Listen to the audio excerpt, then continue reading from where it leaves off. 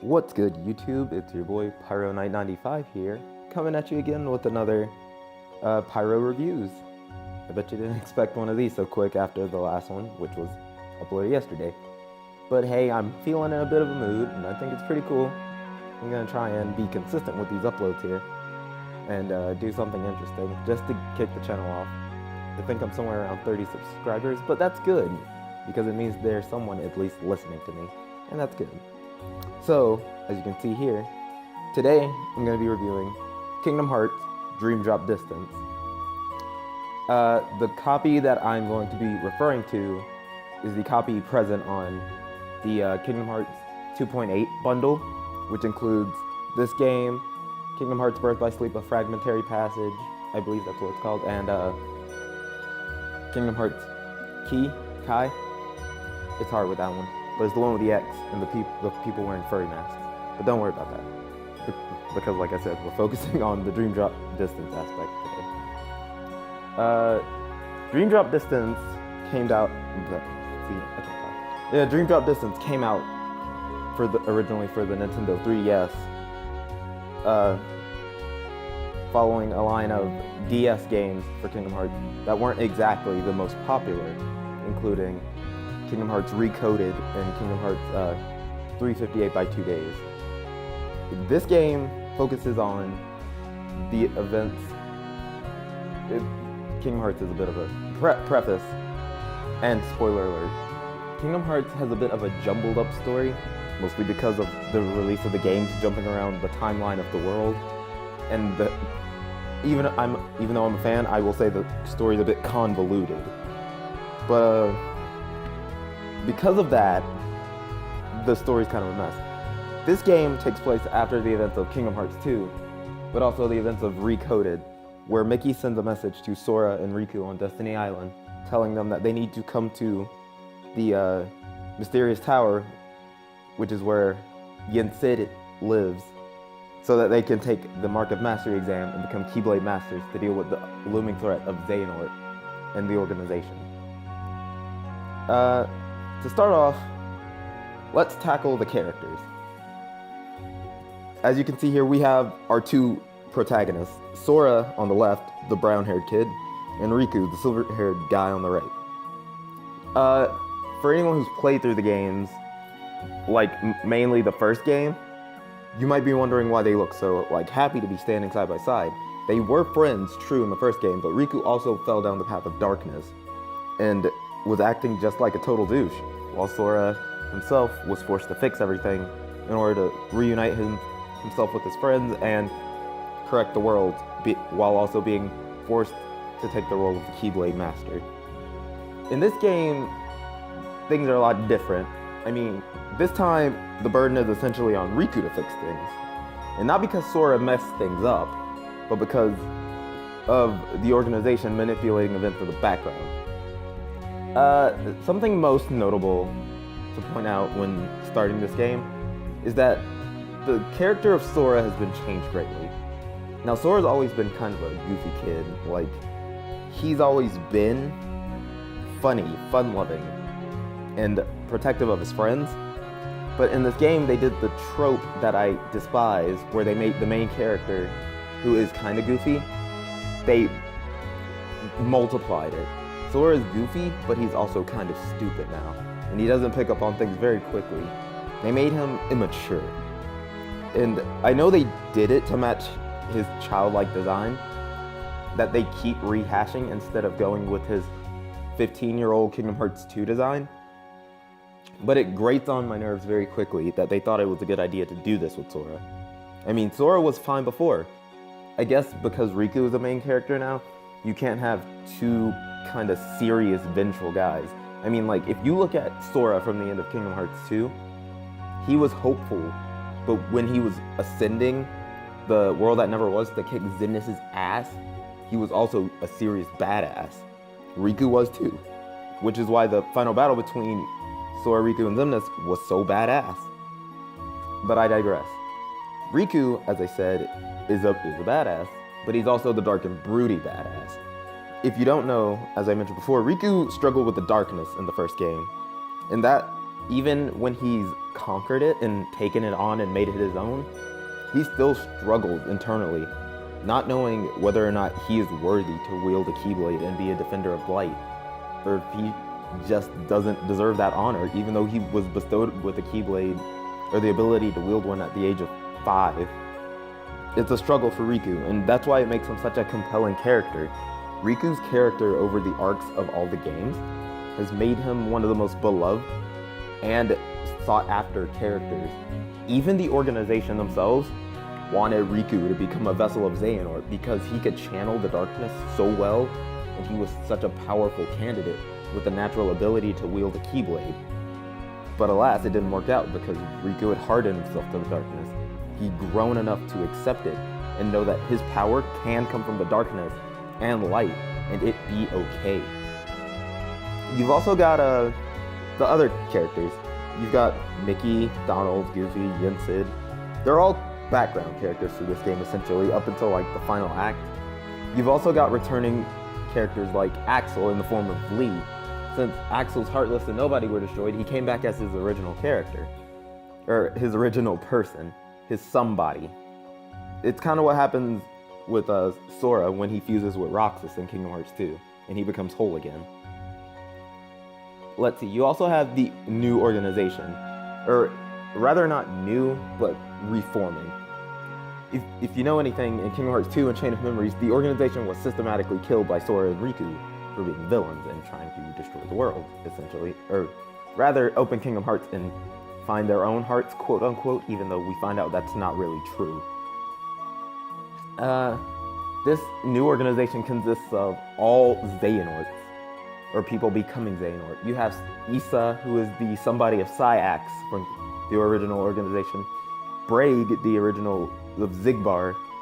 You have Xemnas, who is the leader of the organization in Kingdom Hearts 2, Ansem, Seeker of Darkness, the form that possessed Riku, aka Xehanort's Heartless, and young Xehanort, who is a Xehanort from the most distant past. He has time travel powers, and a wicked cool Keyblade, hate his boss fight. And then you got old man Xehanort himself, the Keyblade Master, who springboarded the events of the story, and who I am convinced is somehow the ancient master in the Kingdom Hearts Key story. But again, I digress. The story. I'll keep it brief. The story is essentially Riku and Sora taking the Mark of Mastery exam. With this power and the ability to be crowned masters, they'll have the power to fight Xehanort in the organization. And with that power, Yen Sid and Mickey hope to balance things out so that they'll be able to not only rescue Terra, Aqua, and Ben, Keyblade wielders from the past, but also set the world back in balance.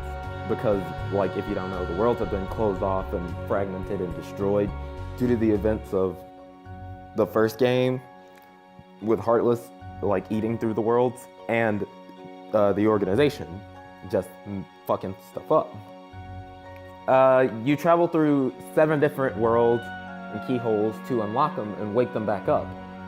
But little do we know, this is mostly a plan by the organization to guide Sora further into sleep so that they can possess Sora and turn him into a Xehanort. The reason for this is because since Sora's heart is like nearly pure light, he has no defense against darkness. So it's very easy to capture him and possess him. Riku, on the other hand, is hardened to it, as I mentioned before. And when Sora is unknowingly put into sleep by the organization, Riku's body unknowingly becomes a Dream Eater to follow Sora and help him to liberate him from that nightmare. This comes to a head in the final act of the game, where when confronted by all the Xehanorts, Riku has to fight young Xehanort, defeats him, and the Dark Xehanorts, 13, the Organization 13, they leave because they can't spend too much time anchored to that point in time. They attempted to have Sora turn into a Xehanort before they left, but they couldn't manage it thanks to the efforts of Lee, Mickey, Donald, Goofy, and Riku. Riku dives into Sora's heart once again and awakens him, where Riku is therefore crowned Keyblade Master, but Sora is not. Something that I still think is rather unfair, but hey, what do you do? The story's pacing is very nice. I actually very much like it. Each world feels thought out enough, but also not long. They feel like they have just enough time to tell the independent stories that they want, but also get the point across. So you never feel like you're bogged down just running everywhere, but it feels good. They also take the liberties of changing certain things. One thing that really saddened me and a lot of people on the internet is that Frollo is not the boss of the Hunchback of Notre Dame world. Instead, it's a nightmare called the Wargoyle. And the stories between each world are largely the same based on the movies. Like, you've got the Tron world, you're fighting Rensler, trying to defeat Clue just so that Sam and Cora can get out. In the Musketeer world, you're helping Mickey, Donald, and Goofy find the Princess Minnie and then save her from Pete and the Beagle Boys. Stuff like that. The only worlds that don't connect to a Disney kind of movie is the original world of The World That Never Was, which is where the climax of the game's story is, and Traverse Town, the beginning world from both Kingdom Hearts 1 and this game. You meet the crew from The World Ends With You, I believe it's called. A kind of a JRPG game with some of the edgiest looking kids I've ever seen. Like Beat and Neku. Those are like edgy designs. Neku looks like an orange-haired Sasuke, I'm just gonna say it. But it's fine because I had never played the game, but I did like the characters. I thought it was interesting. Graphics and the art style. Kingdom Hearts has always had the anime-esque JRPG style, and that's because it is a JRPG. It's the art style is very anime. Like, I'm being repetitive, but that's what it is. If you've seen any of the official artwork done by Tetsuya Nomura or anyone at Square Enix, you can tell that they have the aesthetic of kind of making it look very beautiful. It's sleek, and it just has a certain shine to it. Like, the picture that I'm using here is official artwork, and you can't tell me that despite the kind of hot topic edgy clothing that they wear, that this doesn't look really good. Like, in the background is Traverse Town at night, and we have Sora Riku with their Dream Eaters, I believe it's Meow Wow and Komori Bat. And I just think it's aesthetically pleasing. And between the official artwork used here on the game cover and the actual gameplay in-game, where we see the in-game cutscenes, there isn't much of a difference. I mean, there is, but like, you don't feel like you hate it. Or I didn't anyway. The in-game cutscenes and models are very nice, and they are essentially kind of these models, but just put on a page. Or not put on a page, put into 3D models. It's really nice and very pleasing to look at. Each world also has its own kind of aesthetic. Like, looking between the world of the Musketeers and its kind of bright, old-timey Musketeer look just contrasts greatly to the darker, more metallic, nano-machine-y look of the grid. And I appreciate the effort used for each of them because it gives each world its own it gives each world its own leg to stand on. It's very nice, and it differentiates between them extremely well. Next, we'll talk about gameplay and abilities. If you didn't know, Kingdom Hearts is very heavily reliant on abilities. Sora and Riku cannot do anything without abilities. They can essentially just smack things with their oversized keys. Abilities in this game, however, as compared to other Kingdom Hearts games in the series, are not based on the level that Sora and Riku reach or items found in the open world, or like based on game boards. In this game, they are built on your dream spirits, or your spirits. you play with your little Tamagotchis, your Pokemon here, and certain Pokemon have abilities. You get essentially EXP points for them, and as you get more EXP points, you can unlock more abilities on their command boards. As you do that, you can get stronger abilities, or like reload abilities, or things that lessen the amount of times it takes for your commands to cool down. It's all about also balancing which spirits you get, because depending on which spirits you have in your party, it gives Sora or Riku the abilities that they need. Like, I can't remember one off the top of my head, but I do have a spirit in my party by the end of the game who gives Sora like 4 attack haste, which is really good because it means that Sora's physical commands, like Blitz, Strike Raid, Ars Arcanum, those cool down a lot quicker than Sora's magical commands do, like Blizzaga, Firaga, and Thundaga.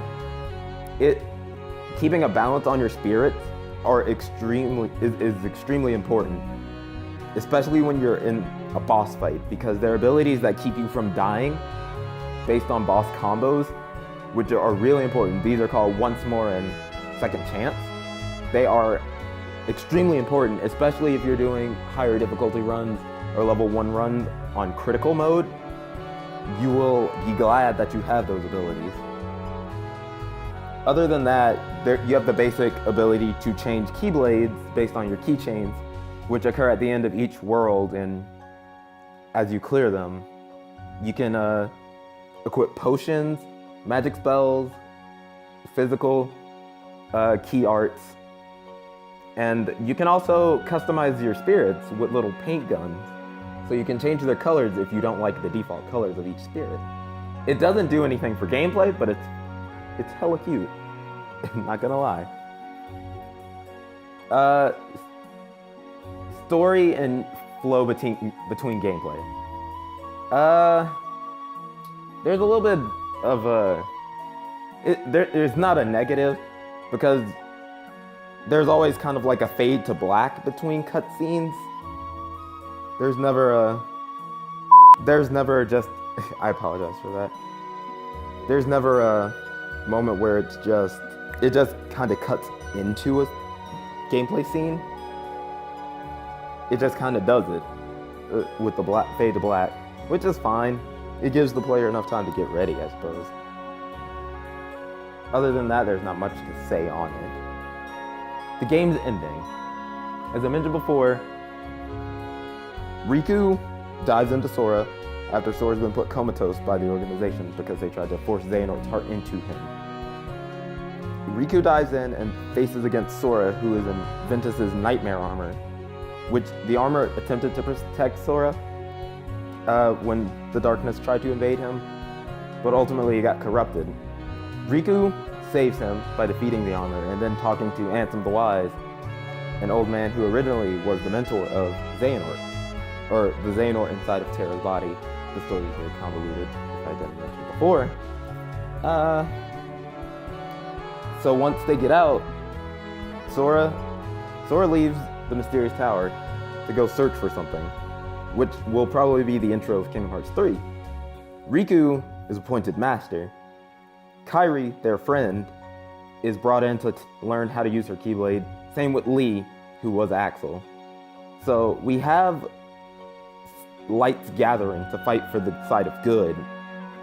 But we also have Xehanort and his essentially 12 darknesses ready. I think he is missing one member now because Sora was not put under.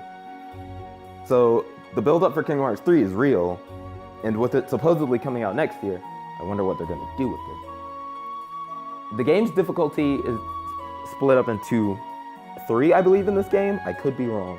I believe it's Standard, Proud Mode, and Critical Mode, which is unlocked after you defeat a go-through of Standard or Proud.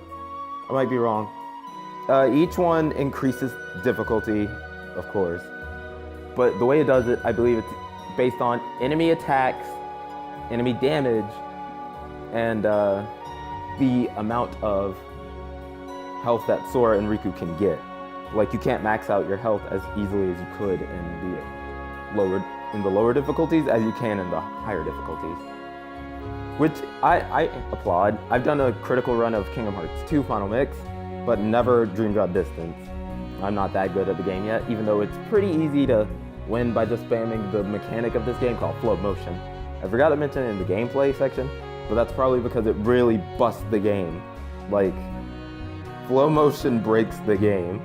By just flipping and bouncing on walls, Sora and Riku can essentially avoid any attack and do massive damage, but they can also take damage at any point while they're flipping and flying around, so you gotta be careful. The music is good. That is one thing I will always say about Kingdom Hearts games. If you have never listened to tracks by Utada Hikaru or like any of the musical team behind, sorry about that, I'm gonna have to see if I can get diddles to kind of X those out. If you've never heard Kingdom Hearts tracks, they're very beautiful. They're like orchestral pieces. No world does this better than the crap. It's the world based on Mysterious Tower, but also Fantasia, where you find a sorcerer's apprentice Mickey, like messing around with music, and there is no talking outside of cutscenes in that world. So when you're just running around the world and fighting, there are music, beats, and everything that just play. Like each time Sora or Riku hit something with their Keyblade, it goes ding, like musical notes, and it's beautiful. I love it so much, and I hope they can do something like that in another game, or like, I hope that the music quality does not decrease, because it's actually beautiful. I find myself looking up Kingdom Hearts Dream Drop Distance music, like just when I'm doing anything in my day, like when I'm drawing or driving, I crack open those tunes, like the boss tune, which is Untamable, and just listen to it for 15 minutes straight because I love the music. I think it's amazing. The voice acting is also really good. I've never really liked, and I can't blame them for what they're doing. Sora's voice now, in his kid body, is the same voice he has as a teenager, and that's because the voice actor is growing up, so you can't like fault him for that. Kingdom Hearts 1 came back in 2002. He's grown up, guys. But it just always feels weird seeing it come out of kid Sora's mouth when in the first game, in original GBA Chain of Memories, he sounded like, here, and now he's all like, yeah, I'm Sora. It's just kind of jarring. But they all do really well with their presentation. Sora himself sounds a little hammy at sometimes, and I don't know, it's weird. But everyone does a good job. They all bring their A game, and I really enjoy it. I think they do a great job. I can't find anyone who I think is bad. If I had to pick a notable VA that who I thought really brings it, I have a couple. Riku's VA does an amazing job, like he always does. You can really tell in moments where he has to put forth that kind of dark and edgy thing, or when he has to confront his darkness, he does great. He's putting his all there.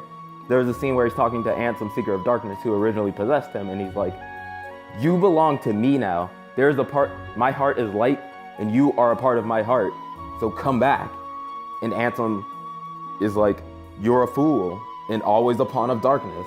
Even though that Ansem is not the original VA for Ansem from Kingdom Hearts 1, he also does a really good job. And the conflict between Riku and Ansem has always just been one of my favorite things.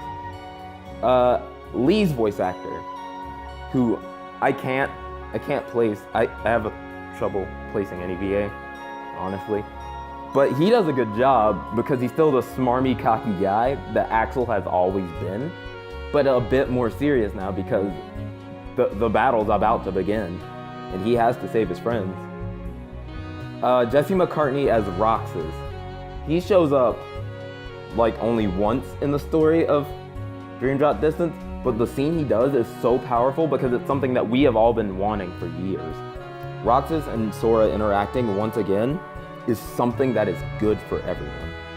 They are two parts of the same whole, but due to conditions in the first game and through Kingdom Hearts 2, they've always been put at odds.